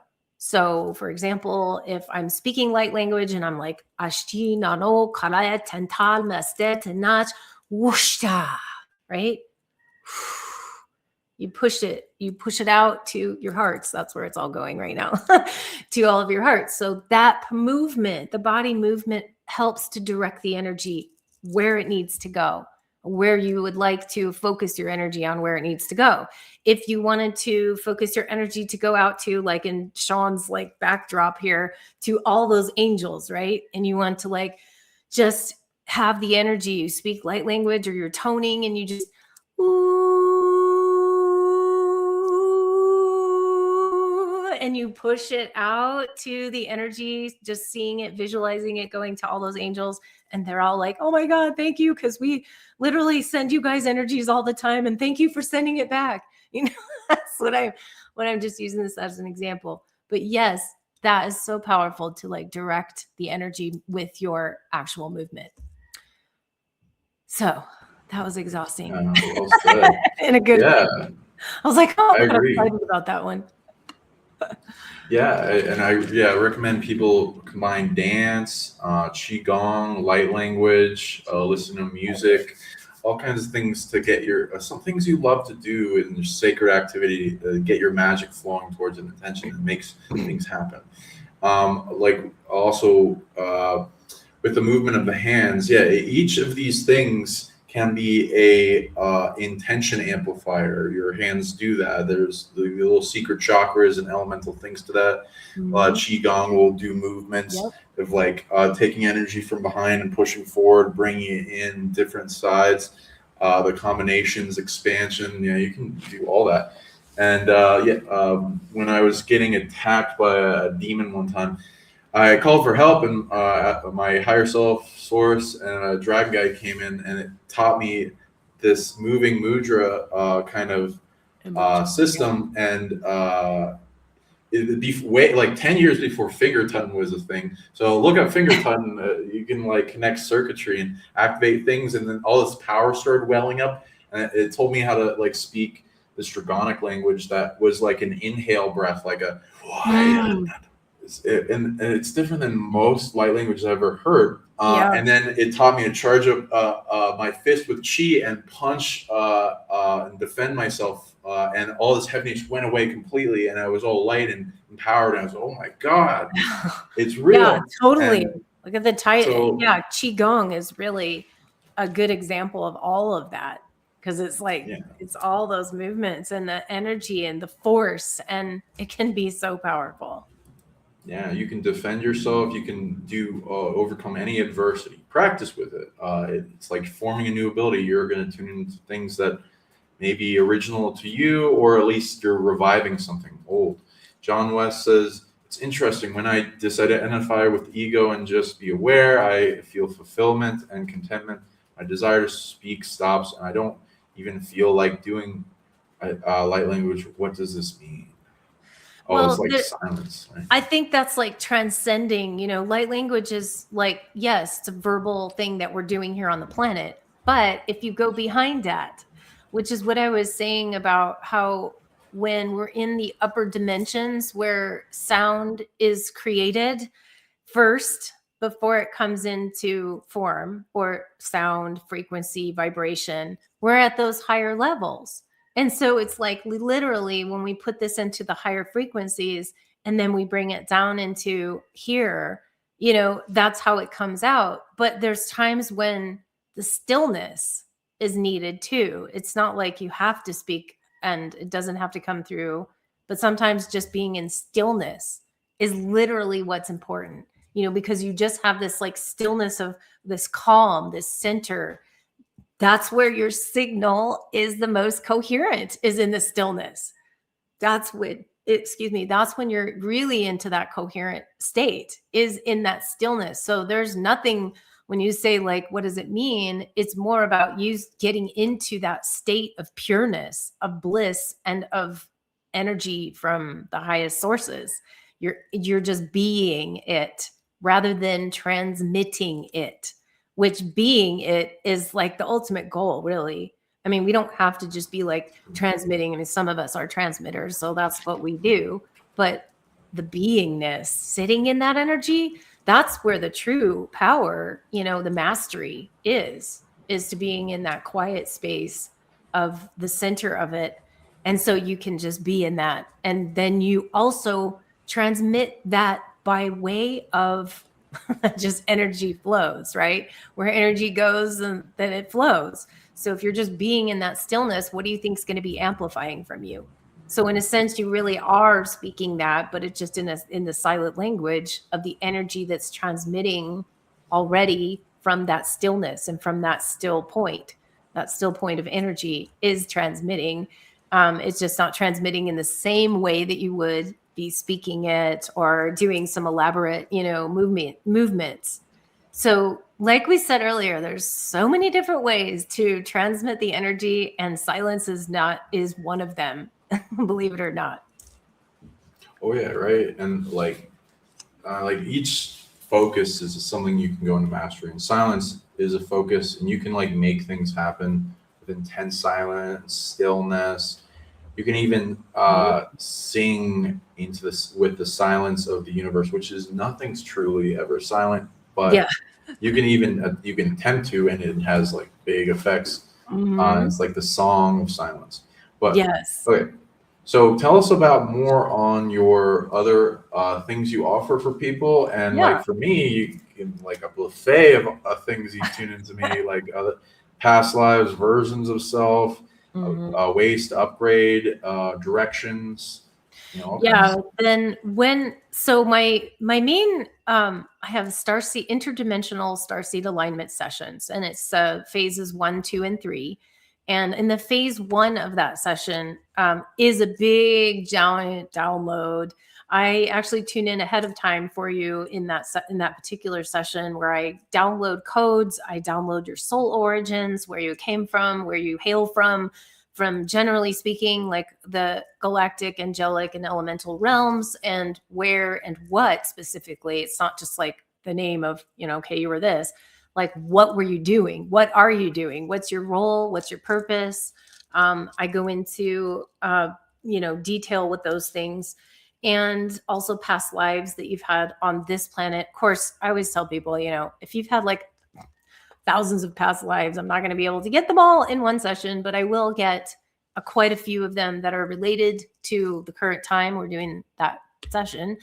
And also, we look at certain things that are around you, or what the energies are that are coming in for you, and what you're maybe dealing with at the moment, at least what's coming through from your higher team, or what I'm picking up at the moment for that, and what is coming forth.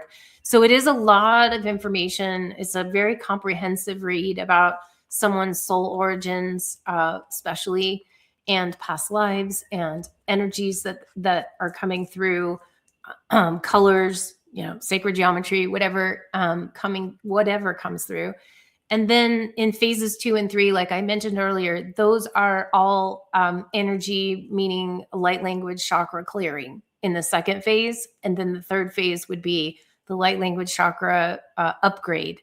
So we upgrade your light body at that point, once we kind of clear out some lower dimensional stuff from your energy fields in the chakras. And then we upgrade the light body as well in the third one. So that's kind of the main one. I also have a transitional, like a recalibration session for people going through massive change or massive changes in their lives, and what they can do, what's going on. So I kind of look into that. That's the one that, like, if someone has a lot of questions about stuff, it's probably better to do that because there's more time in that, session to just do like question answers or what are you working on or what's the problems you're having. And so those are kind of like my main, session type stuff. And then I also have a huge array of products. Okay. And products and services and all of that stuff. I do have a light language class, but it's more of an audio class, and it's called my light language foundations audio class. And it actually is more like it's for people that are just like learning about light language, like what is it? But it does have some healing in there. And actually, in that whole entire like class, it's all audio files. There's an activation in there specifically to help you to activate your light language. And I also have like 2 different versions of a full light language, like chakra clearing in there. So it's kind of almost like my phase 2, but it's one that's like longer and then one that where you get to tone along with it, so that you get to or tone or speak your light language. So it's kind of a healing / light language audio class. And so that is available though on my website. So if anyone's interested in that one. And then I have all of my artwork and my music and my full array of merch that I have as well. I have the newest thing that I'm doing that I just launched yesterday, literally just launched. And this is when I was going to say about that person who had the cat picture because it's related. I don't know if I'm going to be able to show this because it might get all distorted and it's probably reversed maybe, or I don't know if you can see it, but it's my Moonstars Crystal Insights. It's a storybook actually for kids. Okay. So this is like this is what it looks like on the inside of the actual book. I'll do this so you can kind of see it. And it's a full storybook. It's about 32 pages because it's for like younger kids, but there's the panther on the front there. You can see him. This is Moonstar. And this is Night Shadow. And he has, so he's in there too. Let's see if I can find a picture of him. If he's in almost every one of them. There he is. But this is the storybook. And what it is, it's based upon my Moonstar original image that I created. And so I have it in physical form. This is the tangible form of the book. It's very glossy. So it's kind of like shiny, but it's like a really great book. But it's actually based upon Moonstar, which is my original image. And it's an image that I also have. So I have the physical, but then I have a bundle that I created, which is a full cinematic video that I narrated of the story and I animated everything. So there's like lights and colors in her wings, like different areas on her wings light up.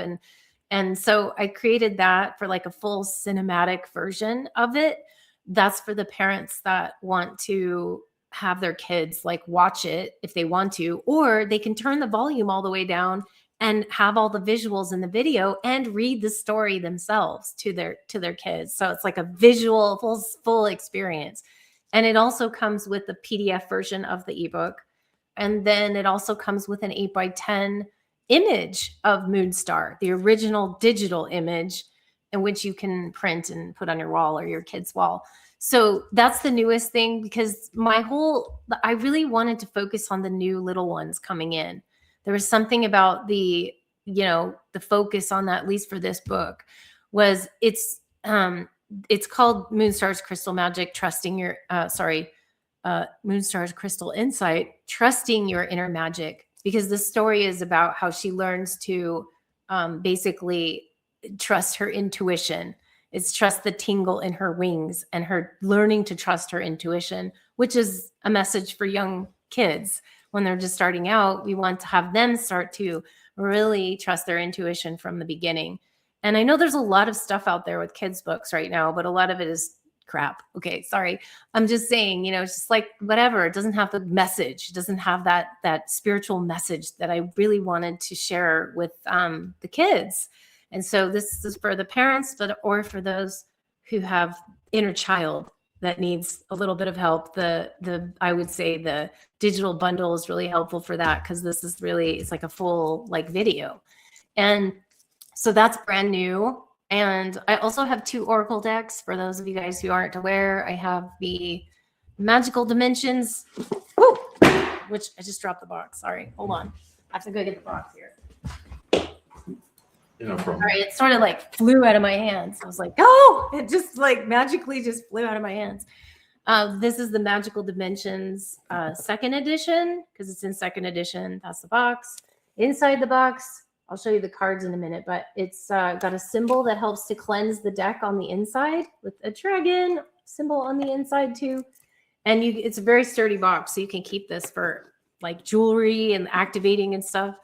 And then I also have, it comes with a full book, by the way, like full book, which those of you guys haven't seen it. I know this might be reversed in the text because that's how it is, but it has layouts, spreads, it's full color, all of the information about the deck itself and of cards and what they mean. So that's like full on. And then I have my other deck, which is the Celestial Frequencies Oracle deck. That's my newest one.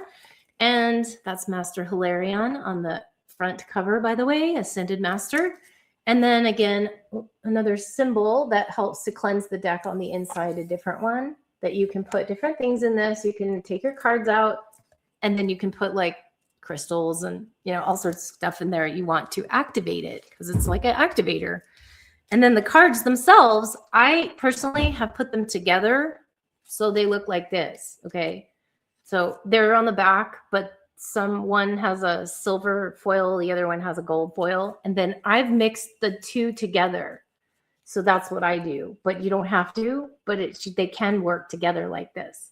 So it's kind of a cool little set that goes together, and there's just really powerful energies. They have codes in them. There's geometry. They have 12 different, the Celestial Frequencies has 12 of the galactics in there, and they're really, really powerful tools. So highly recommend those for people who like Oracle decks.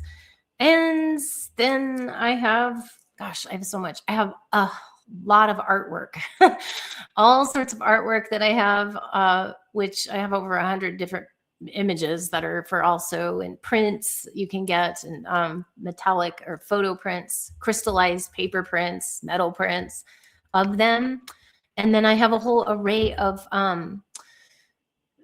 music, actually. So I have like there's like music that have toning, it's light language, and it's my own music that I created, and that's all available too, as well as a whole array of digital download products, like a lot of different types of activators and different things. That is like a whole array of them, which I have on my digital shop. So and then I do custom art as well. So when people want to have their custom arts or a soul portrait or visionary soul portraits, and activating different parts in them. So I have a bunch of different custom art. And yeah, there's so much I do. I've been busy over the last 15 years. If you haven't noticed, when you go to my website, which is lightstarcreations.com, you'll see it there, and you can go to the shop page, and that has the little grid of where you can find everything, the different aspects of all the different things I offer. And yeah, it's just been a creation station. That's what I call it. It's like a creation station that I have going. So there's a lot going on my website. Plus I've got, my full YouTube channel, which has all of my, has a lot of activations on there from my past. And I'm doing some new type of like more or less, they're the light language activations with like messages. So they're more verbal and visual, like you'll see the visuals. Those are the last 3 that I did on my channel. So you can go check those out. They're really based on what's going on in the world right now and what people are facing. And so yeah, you can find all that stuff out on my website. There's a lot to check out. So if anyone has any questions, obviously let me know. And I have a Firefly membership for those who want to join and get like monthly sigils, monthly audio pulses, different things as well. And by the way, people get, if you join my Firefly membership, you get 10% off of the digital version of my Moonstar. So that's for all my storybooks that are going to come out. So it's a good thing, little bonus. Plus, you get like a ton of other stuff in there too. There's like special discounts on my products and different things in that too. So, but all of that can be found on my website. So that's about it for now, right? Wonderful, really beautiful cards. I've seen a lot of your frequency art. So fantastic. Recommend getting some for people to hang up. The better than regular art. Really good. And they make the house much more activating. I can hear your dog. Is that your dog? Oh no, it's starting to rain. So it's like, raining? Oh my god, that sounds like a dog scraping their, like scratching. But wow, that was loud rain. Yeah. I don't know how to do it, but like a little activating thing. The rain, it doesn't rain here much. That's great. Okay, yeah, and are you gonna be? Oh, do you have any events coming up? Yes. Because you went to the last Rise of the Guardians. Are you gonna? Yeah, we're not gonna be there. I have let's see, what do I have? I actually am doing one on May 7th. Well, it's actually the weekend of Mother's Day. I think it's like the 10th and 11th. There's 2 different events I'm doing at 2 different places. It's weird. They're both online, but I'm going to be it's doing one is the Spirit Sessions. It's online, and I'm going to be promoting that probably this week. So that one's going to be coming out, which is that weekend, online, Spirit Sessions. And I'm also doing another event that same weekend that I'm doing. Now is the time, I believe it's going to be called. And so we're going to be putting that stuff out pretty soon, but that is coming up all in the same weekend. So those are the 2 that are coming up at the same weekend as the Rise of the Guardians. So that's why I'm not going to be there, because I'm going to be like everywhere online that whole like weekend at 2 different events. So, but yeah, those are the ones that are coming up mostly on that coming up weekend. So if anyone wants anything, if you want to find out what's going on with that, I'd say you could also join my list, because I do have an email list that offers some free gift. But I will say sometimes the emails aren't, to get to my list, like you might not get it because your email went into like spam box or something. So I always say it's not the most reliable. The best way is just to join my social media, like either my YouTube community page or Facebook, or I guess Instagram, because it goes up. Those are the main ones that I post on for events if I have something coming up. So you'll see it on there primarily. And so yeah, those are the ones that are going to be coming up. And so yeah, we'll take a look at those. It's just going to be a lot of online stuff happening. And you guys are going to be at the Rise of the Guardians, I think, this year, right? Yeah, you'll be there. So yeah, we've got just a lot going on, and so we'll be elsewhere, but a lot of things that weekend. And can you is it LIGHTSTAR, your YouTube, just what people look up? It's under, if you go to LIGHTSTAR, I believe the little like at LIGHTSTAR Creations, I think it is at, or whatever. But if you just go to LIGHTSTAR and type it in, you'll see my picture, and that's my channel, so they can find it pretty easily. Or you can go to my contact page on my website, and it lists out the links to all of the different social places that I'm at. So that's probably another way to find it. Okay, and you're on Facebook, or you got an Instagram or X or anything else? Don't have X, but I'm on Facebook, Instagram, LinkedIn. I post sometimes. They don't like the posts about my Oracle deck, so I don't know why they don't like that. I do post on there, but not for the Oracle deck stuff, because they just don't like that. I don't know, whatever. But I'm generally on Facebook and posting on Facebook and Instagram, and then my YouTube channel page, like the community page. Those are the 3 that I generally post to. And then, yes, LinkedIn, besides the Oracle deck. One of my posts just got like banned or something. And then I even sent it to them, and I was like, there wasn't anything wrong with it, right? There was no reason.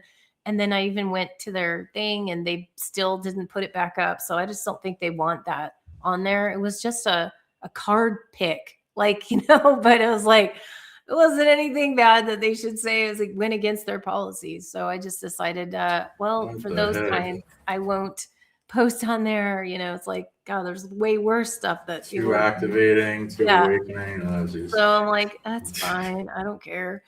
But yeah, those are the ones to go look, is mostly Facebook and Instagram, and on my YouTube community page is the best ways.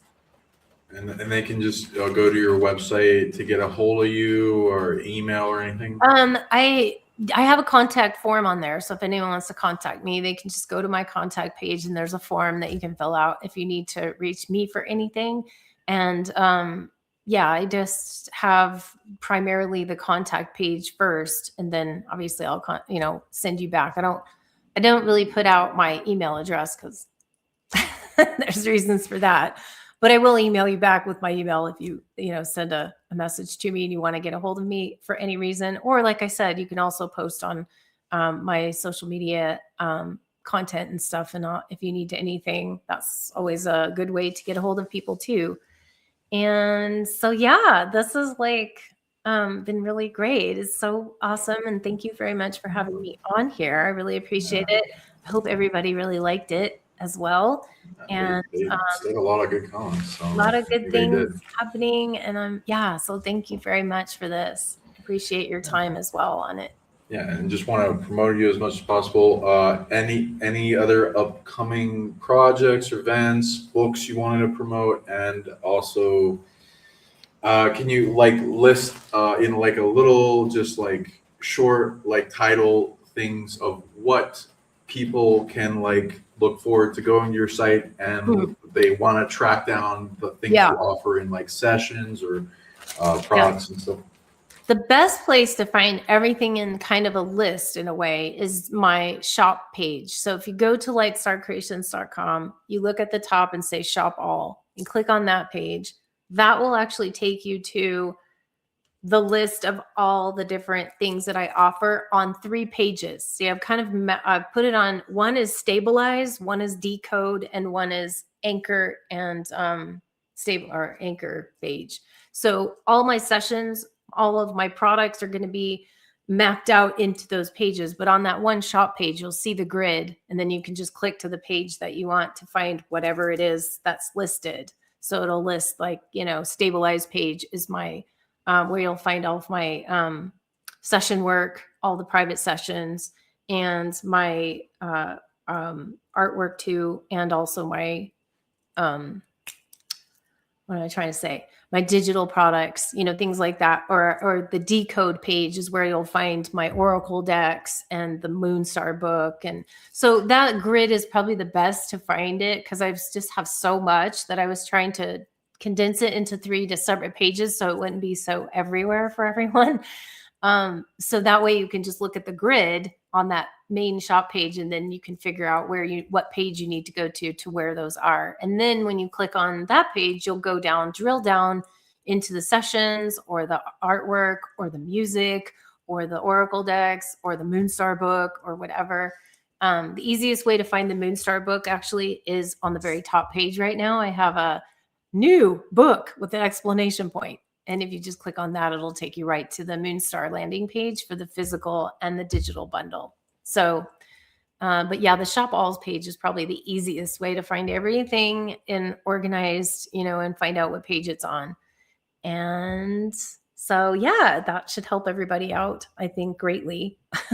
And then social media will be on my contact page, all the links there. Cool. Wonderful. Okay, so I'm Sean Bond, founder of Sonic League, sonicleague.com. If you want to reach me, drop down menu or /services for consultation. You can ask for whatever you want. Unlock storing abilities, amplify your abundance, turn on telepathy, or turn on the brightness of the third eye, many hundreds of abilities, whatever you want. Go and tune into who you are, all that things. And you can reach me at sonicleague@gmail.com for the email for trip inquiry for the Mexico trips or the Egypt or the upcoming things that we got going on. Looking to the ET artifacts, which I did not have time to even show those, interestingly. And I said something about a Stargate, so it's okay, whatever. So we got this thing here. Oh my God. Wow. Sorry for the green screen. I know, it's hard when you do those. Wow. That's like the perfect geometry. Oh my gosh. Yeah, it's a weird one, but yeah, it rings like a bell, glows in UV light. Yeah, that's that. But okay, and Amazing. yeah, we're upcoming conferences: Rise of Guardians with Rion in Sedona, one with Miles Johnson in June. There's description links in the description of the video for that in the UK, and I believe 5D event also in Sedona. So we'll see you guys there. And let us know if you want to see more of these shows. Leave a lovely comment, share it with 5 friends, share it with people that you think would benefit from the activation. This was a very activating and especially light language show for people. So I think definitely get it out there. The more we see, the more we'll want to do these and motivations. So subscribe both for channels, LIGHTSTAR'S YouTube. Please get it out there, get it past the censorship grid. They seem to be censoring her for her activation. So don't let them stop you from getting activated. They are weird, I guess suppressing in humanity. But suppressing my so YouTube channel too. My YouTube channel's being it's very suppressed right now. So go there, but if you want to really get it, you have to go to my website and come see me because of what they're doing. But thank you again for this. I really appreciate it. Tell Isa I give her my love as well. And thank you all for everybody tuning in here. And hopefully we'll see you guys soon. Yeah, go get a session with her. She's very powerful, activating. I'm gonna get more sessions. So is he. So is he. Well, thank you. Amazing session I had is with him as well. So everybody's one of the done their. I keep coming back for. So it was really great. I have to say it was amazing. And both of us, do different things, obviously, but that's what everybody's doing, right? It's just like tune in the dial to whatever is right. And but yeah, definitely thank you everybody for being here and for being on this time that you spent with us. We appreciate that. And we look forward to it when we see you in sessions or anywhere online or anything as well. And thank you, Sean, for all of this. And I appreciate your time. Thank you. You're a wonderful friend. Any last words of wisdom you'd like to leave anyone with based on them following your shining star path? One thing I do want to say, and this isn't necessarily something we talked about, but I do feel it's important. And this is going out to the warriors out there, the warrior archetype, right? All the warriors. A lot of you guys that have been in combat mode, right? And I get that, and energetically or literally, I get it. But I want to say we are moving a little bit from the warrior to the architect to the energetic. So it's time to take off the armor, but not because the war is over, but because the armor is too heavy for the new frequency that we're moving in. So you have to, there's a different kind of armor. It has to be lighter. Yeah, the armoring. Think about this just really quick. Remember the swords that they made in the medieval times? They were heavy as fuck, right? Like you had to pick those things up. It's like, oh my God. And you're trying to swing this around and all that. Just from a warrior perspective, just say now we are in a totally different era where if you were trying to fight or battle with that sword, what do you think? Do you think you're going to be as agile as a light crystalline sword now? I'm just using that as an example, but the type of warrior combat stuff that it's like we have to shift. So that's kind of I just wanted to throw that in there. We didn't talk about that much here, but I feel it's important just to say the armor's too heavy that we've had, and now we need a lighter kind of frequency armor to help us in the next wave to come. So that's my words of parting wisdom for the beautiful warriors. Thank you for everything you've done, right? And are doing, because we need you out there. But we need to find new ways to lighten that up a bit so that you're not so bogged down and heavy with dragging this heavy sword and armor all over the place. New kinds of armor, new frequency armor. It's here. So that's my words of wisdom. It's logical too, and old past. We're replacing the old iron, giant, heavy armor Iron Man suit for the carbon fiber or Iron Man suit. Yeah, whatever. we have to. we have to adapt. We have to adapt to the lighter energies if we're going to be more effective in our, warring, be the warrior, but just don't carry around the old stuff that doesn't really work anymore. We have to adapt to the new stuff. So more advanced, less bogged down. Everyone should rearmor to begin with, and make it even better, because it will get a lot of attachment and self-defeating stuff with it as we don't clear it. So uncreate, detach, purify the old armor, and amplify from the greater core within the greater frequency to protect yourself. So absolutely. love you all. Have a wonderful night. I'll see you guys. Let us know if you want to see more of these shows. Show her some love. Go get a session from her. I'll see you guys later. Love you again. Let us know if you want to see more of these shows. I love Lightstar. She's awesome. See you later.